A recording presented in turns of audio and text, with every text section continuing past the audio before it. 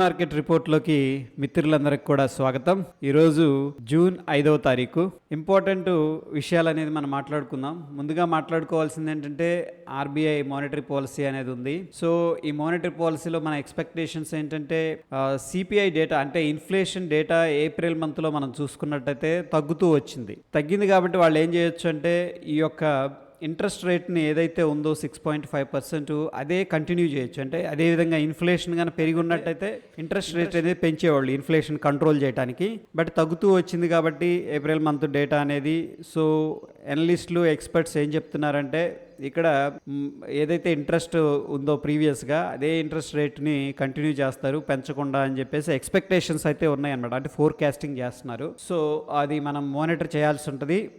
So before the event ఏంటంటే మనకు జనరల్గా మార్కెట్ ఇది బ్యాంకుకి సంబంధించింది కాబట్టి సైడ్ వేస్లో ఎక్కువగా ఉండే స్కోప్ ఉందన్నమాట. ఏది బ్యాంక్స్ విషయానికి వస్తే అది. దాని తర్వాత ఏవైతే small cap companies micro cap companies ఉన్నాయో 500 కోట్లు వాటి యొక్క కంపెనీ క్యాపిటల్ ఓవరాల్గా వాటిని ఏంటంటే ఎక్స్ట్రా సర్వేలెన్స్ కింద పెట్టుతున్నారు అన్నమాట. అంటే వాటిలో ఫ్రాడ్ అనేది ఎక్కువగా చేస్తున్నారు, మ్యానిపులేషన్ చేస్తున్నారు, స్టాక్ ప్రైస్ని పంపు చేస్తున్నారు అండ్ స్టాక్ ప్రైసెస్ని డంప్ చేస్తున్నారు. సో సెబీ ఏం చేసిందంటే కొత్తగా వాటికి ఎక్స్ట్రా ఫ్రేమ్ వర్క్ అనేది డిజైన్ చేసింది. సో కొన్ని కంపెనీలు అనేది అండర్ ప్రెషర్ అయితే ఉండే అవకాశం ఉంది, ఎస్పెషల్లీ మైక్రో క్యాప్ కంపెనీస్. ఇక ఓవరాల్గా ఎకనామిక్ క్యాలెండర్ అనేది చూసుకుంటే నిన్న హాలిడే ఉంది, మొన్న హాలిడే ఉంది and queen's birthday New Zealand's. Okay, ఇదంతా ఫండమెంటల్ ఫ్యాక్టర్ కాదనుకోండి. బట్ అగైన్ ఇక ఏడిఆర్స్ విషయానికి వస్తే మనం ఒకసారి ఏడిఆర్స్ ఎలా క్లోజ్ అయినాయి అనేది చూసుకుందాం. ముఖ్యంగా హెచ్డిఎఫ్సి బ్యాంకు పాజిటివ్గా క్లోజ్ అయింది. యాక్చువల్గా హెచ్డిఎఫ్సి బ్యాంక్లో కొంత వీక్నెస్ అనేది కనిపిస్తుంది. అండ్ మోరోవర్ ఏంటంటే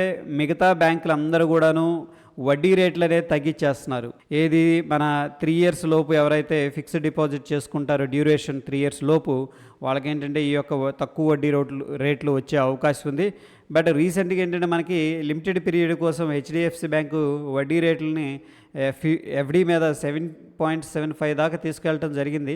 ఎనీహౌ స్టాకు ప్రైస్ ఏంటంటే అండర్ పర్ఫార్మెన్స్ చేస్తుందని చెప్పేసి మనకి అర్థమవుతుంది వయా ప్రైస్ యాక్షన్. ఇక విప్రో పాజిటివ్గా ఉంది, ఐసిఐసిఐ బ్యాంక్ పాజిటివ్గా ఉంది, డాక్టర్ రెడ్డీస్ పాజిటివ్గా ఉంది అండ్ ఇన్ఫోసిస్ నెగిటివ్గా ఉంది. ఇక్కడ విప్రో పాజిటివ్గా ఉంది. విప్రో ఆల్రెడీ చాలా కరెక్షన్ జరిగి స్టేబుల్ అయింది ఒకనొక లెవెల్స్ దగ్గర.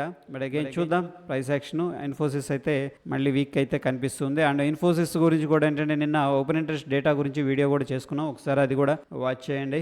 ఎనీహౌ ఇక్కడ మనకి టెక్నికల్ సమరీ అనేది తర్వాత చూద్దాం. ఎఫ్ఐఎస్ అయితే 658 కోట్లు క్యాష్ మార్కెట్లో సెల్ చేసినట్టు తెలుస్తుంది.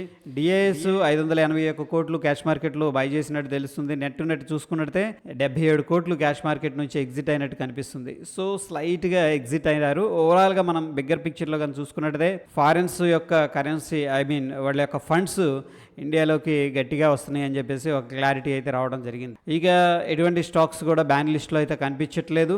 అదేవిధంగా ఫ్యూచర్ అండ్ ఆప్షన్స్ స్టాక్స్ సంబంధించి ఎటువంటి కంపెనీ కూడా రిజల్ట్స్ అనేది అనౌన్స్ చేయట్లేదు. ఓకే, ముందుగా మనకి ఓపెన్ ఇంట్రెస్ట్ డేటా అనేది ఒకసారి చూసుకొని దాని తర్వాత ఏంటంటే ఎక్కడ ఓపెన్ అవుతుంది అనేది కూడా చూద్దాం ఫ్రెండ్స్. మనం చూసుకున్నట్టయితే నిఫ్టీ 18,500 దగ్గర కాలు పుట్టు ఇద్దరు కూడా సెల్ చేశారు. ఓవరాల్గా పుట్ అయితే సెల్ చేశారు. సో పుట్ సెల్ చేశారు కాబట్టి మనం 18,500ని సపోర్ట్ అనుకోవచ్చు based on the open interest. And 18,600 కాలు కూడా సెల్ చేశారు. సో ఇది మనం రెసిస్టెన్స్ అనుకోవచ్చు. బట్ వెరీ టైట్ రేంజ్ ఉంది, 100 points డిస్టెన్స్ ఉంది. బట్ అగైన్ ఏంటంటే మనకి పుట్టు అంత స్ట్రాంగ్గా లేదు, అంటే కాల్స్ కూడా సెల్ చేశారు ఈ పాయింట్ దగ్గర.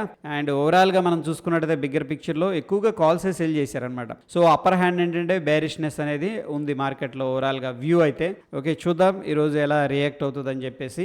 ఇక మనకి ఎస్జిఎక్స్ నిఫ్టీ ఎక్కడ ఓపెన్ అవుతుంది అనేది చూసుకుందాం. ముఖ్యంగా ఏంటంటే మనకి ఈ యొక్క గ్లోబల్గా సెంటిమెంట్ అనేది కూడా చూడాలి. ఓకే, ఆ గ్లోబల్గా చూసుకున్నట్టయితే ఫ్రాన్స్ పాజిటివ్గా కనిపిస్తుంది, జపాన్ పాజిటివ్గా ఉంది. And of course SGX Nifty మనకి వెరీ వెరీ ఇంపార్టెంట్ ఏంటంటే 82 పాయింట్లు పాజిటివ్గా ట్రేడ్ అవుతుంది, వెరీ గుడ్. దాని తర్వాత మనం చూడాల్సింది ఏంటంటే యుఎస్ మార్కెట్ ఆల్మోస్ట్ బౌన్స్ అయింది, చాలా లో నుంచి రికవర్ చేసింది. అండ్ ప్రస్తుతానికి ఏంటంటే కొద్దిగా రెస్ట్ తీసుకున్నట్టు అనిపిస్తుంది. ఓవరాల్గా పాజిటివ్గానే కనిపిస్తుంది.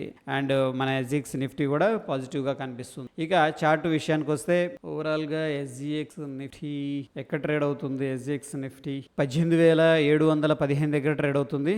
Okay fine. So yeah SGX Nifty 18,715 దగ్గర ట్రేడ్ అవుతుంది. మన నిఫ్టీ వచ్చేసరికి 18,534 దగ్గర క్లోజ్ అయింది. దగ్గర దగ్గర మనకి 160 to 170 పాయింట్స్ పాజిటివ్గా ఉంది. So based on the SGX Nifty ఏంటంటే మనకి గ్యాప్ అప్ అయితే అయ్యే అవకాశం ఉంది ఫ్రెండ్స్. ఓకే, గ్యాప్ అప్ అయితే అయ్యే అవకాశం ఉంది. అండ్ లోవర్ టైం ఫ్రేమ్స్లో మనం ఈ యొక్క ఇంట్రాడే లెవెల్స్ అనేది డ్రా చేసి పెట్టుకున్నాం. సో ఒకసారి యొక్క లెవెల్స్ కూడా వాచ్ చేయండి.